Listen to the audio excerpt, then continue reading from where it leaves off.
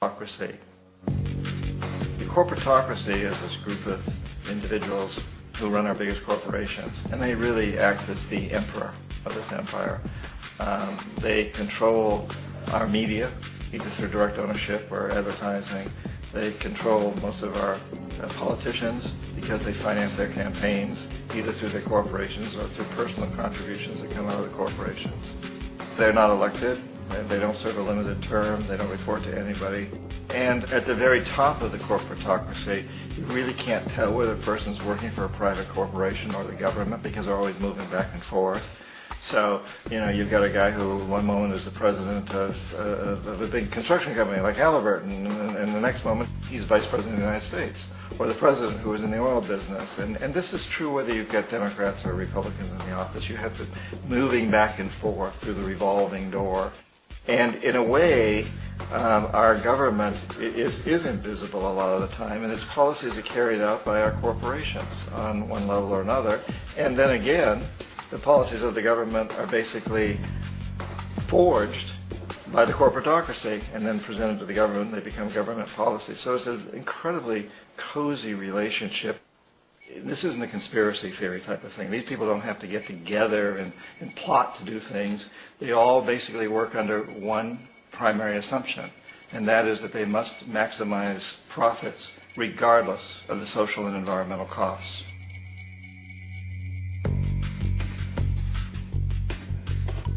This process of manipulation by the corporatocracy through the use of debt, bribery, and political overthrow is called globalization.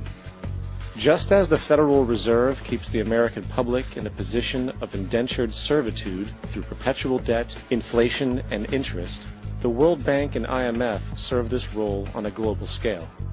The basic scam is simple.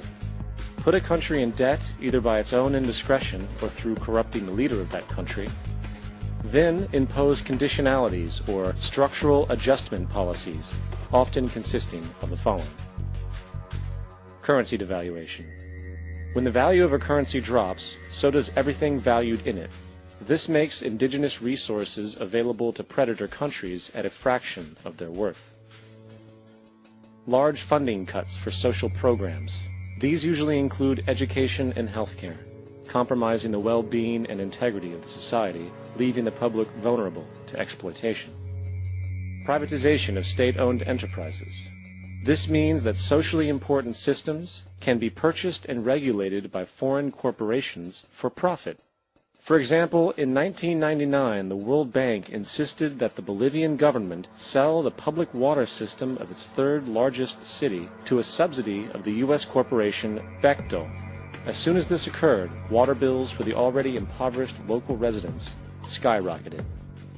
It wasn't until after a full-blown revolt by the people that the Bechtel contract was nullified. Then there is trade liberalization, or the opening up of the economy through removing any restrictions on foreign trade. This allows for a number of abusive economic manifestations, such as transnational corporations bringing in their own mass-produced products, undercutting the indigenous production and ruining local economies. An example is Jamaica, which, after accepting loans and conditionalities from the World Bank, lost its largest cash crop markets due to competition with Western imports. Today, countless farmers are out of work, for they are unable to compete with the large corporations. Another variation is the creation of numerous, seemingly unnoticed, unregulated, inhumane sweatshop factories, which take advantage of the imposed economic hardship. Additionally, due to production deregulation, environmental destruction is perpetual, as a country's resources are often exploited by the indifferent corporations while outputting large amounts of deliberate pollution. The largest environmental lawsuit in the history of the world today is being brought on behalf of 30,000 Ecuadorian Amazonian people against Texaco, which is now owned by Chevron. So today it's against Chevron, but for activities conducted by Texaco. Estimated to be more than 18 times what the Exxon Valdez dumped into the coast of Alaska. In the case of Ecuador, it wasn't an accident. the oil companies did it intentionally. They knew they were doing it to save money out there rather than arranging for proper disposal. Furthermore, a cursory glance at the performance record of the World Bank reveals that the institution, which publicly claims to help poor countries develop and alleviate poverty, has done nothing but increase poverty and the wealth gap, while corporate profits soar.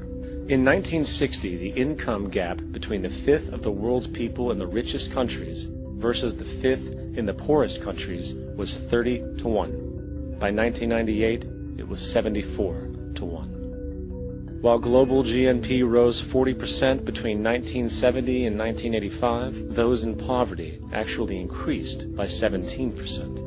While from 1985 to 2000, those living on less than $1 a day increased by 18%. Even the Joint Economic Committee of the U.S. Congress admitted that there is a mere 40% success rate of all World Bank projects. In the late 1960s, the World Bank intervened in Ecuador with large loans. During the next 30 years, poverty grew from 50% to 70%. Under or unemployment grew from 15 to 70%. Public debt increased from 240 million to 16 billion, while the share of resources allocated to the poor went from 20% to 6%. In fact, by the year 2000, 50% of Ecuador's national budget had to be allocated for paying its debts. It is important to understand the World Bank is, in fact, a U.S. bank, supporting U.S. interests. For the United States holds veto power over decisions, as it is the largest provider of capital. And where did it get this money? You guessed it. It made it out of thin air through the Fractional Reserve Banking system. Of the world's top 100 economies, as based on annual GDP, 51 are corporations, and 47 of that 51 are U.S.-based. Walmart, General Motors, and Exxon are more economically powerful than Saudi Arabia, Poland, Norway, South Africa, Finland, Indonesia, and many others. And as protective trade barriers are broken down, currencies tossed together and manipulated in floating markets, and state economies overturned in favor of open competition and global capitalism, the empire expands. You get up on your little 21-inch screen and howl about America and democracy. There is no America. There is no democracy. There is only IBM and ITT and AT&T and DuPont, Dow, Union Carbide, and Exxon. Those are the nations of the world today. What do you think the Russians talk about in their councils of state? Karl Marx? They get out their linear programming charts, statistical decision theories, Minimax solutions, and compute the price-cost probabilities of their transactions and investments, just like we do. We no longer live in a world of nations and ideologies, Mr. Beale. The world is a college of corporations, inexorably determined by the immutable bylaws of business. The world is a business, Mr. Beale.